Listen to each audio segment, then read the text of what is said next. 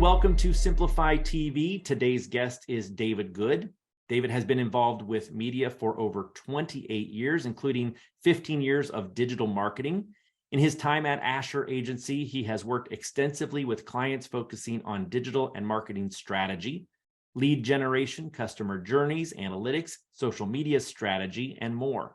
This includes website user experience and SEO strategy. His career experience includes work on digital strategy and media for Subway, Fantastic Sam's, Sherwin-Williams, Pizza Factory, Indiana Tech, Miami University of Ohio, the Coder School, Basecamp Fitness, Pyrex, St. Mary's College, and many others. David, thank you for being our guest on Simplify TV. Good job getting through that intro. It's a mouthful. You know what? The word strategy was in there 4 times. So I'm going to assume that that's an expertise of yours. It's certainly one of the things I love about this career field.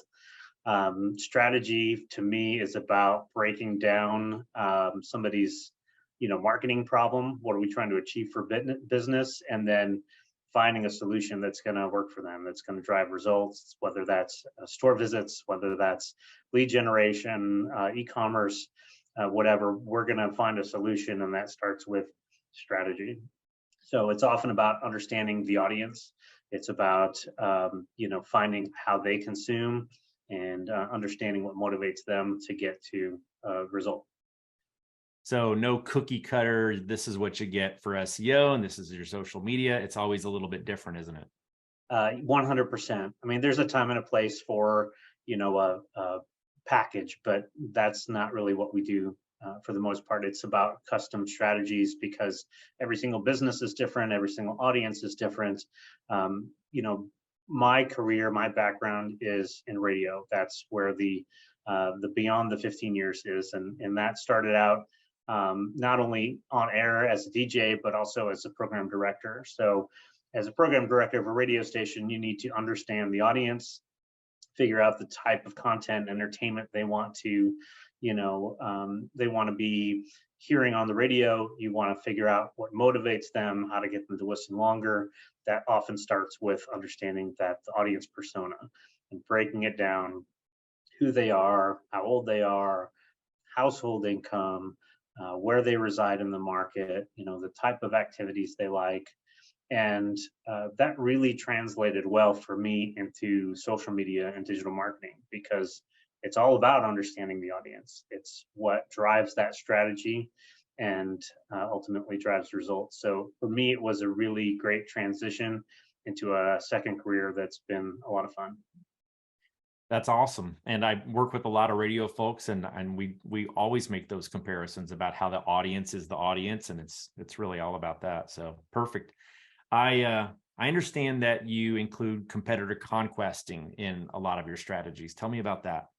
Yeah, I mean, we have some clients where it's a really competitive field, whether that is QSR, quick service restaurant, or whether that is, service-based category like salons or cosmetic type of industry. I mean, there's different areas where competitors have a big market share, and competitive conquesting through different avenues can be a great way to try to steal market share back. For example, we'll run a digital display campaign, these display banners, and we'll geofence competitor locations. We did this a lot when we worked with Subway for nearly 30 years. And we would geofence, let's say, Chick-fil-A or Burger King or whoever, and show their customers ads for Subway, drive them to Subway, and track those store visits. So track mobile device from location A to location B, and it was really successful. I always love that. It's funny that you used Chick-fil-A as an example. I actually saw a billboard for Slim Chickens, and it was right outside of a brand new Chick-fil-A. And I thought, hey, that's old school competitor conquesting right there. Absolutely, yeah. And what's interesting is, you can really break those campaigns down to really specific messaging. So if you're targeting For example, if you're Subway and you're trying to target, McDonald's, you can talk about kind of, the fried food, or you can talk about, maybe not being real food, because Subway always talks about being fresh. So like there's different ways that you can tailor that messaging and have it niche for each of the competitors. I love that story. Okay, next question. What would you say are some of the biggest challenges that you're dealing with? Certainly data attribution is tough. It is across every single tactic. And as we get more into privacy regulation and, changing cookies and things like that, it makes a big difference in how we work on tracking that data and showing results.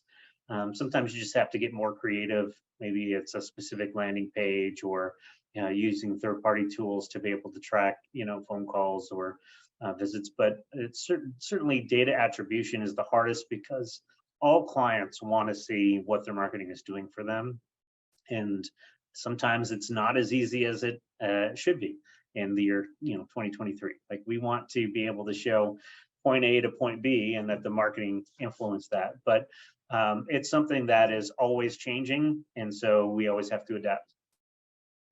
All right. We have time for one more question, and it's one that I like to ask most of my guests. Is there a book that you feel really influenced your success over the years? So for me, that would probably be Dale Carnegie's How to Win Friends and Influence People. Now, if you can see down there is my Dale Carnegie certificate. Going through that training for me was really impactful, just in how to conduct myself professionally, how to stay motivated, how to influence people on my team that I now manage. And I've actually not only gone through that class, I've gone back and helped teach that class. So for me, I love all of the Dale Carnegie books, and it's something that I would reread every year probably, since I've taken that class, just to remind myself of all the good principles that Dale had, and how you can impact people, and not just have interaction with people, but build relationships with them. You have no idea how much I relate to that. I read that book in my 20s, and I read it year after year after year, again and again and again. And to this day, I'm trying to get people to pick that book up and read it. I just think it is such a good book for building your own character. So thanks for recommending that one. Absolutely. And David, thank you very much for being a guest on Simplify TV. I am truly grateful that you came on today.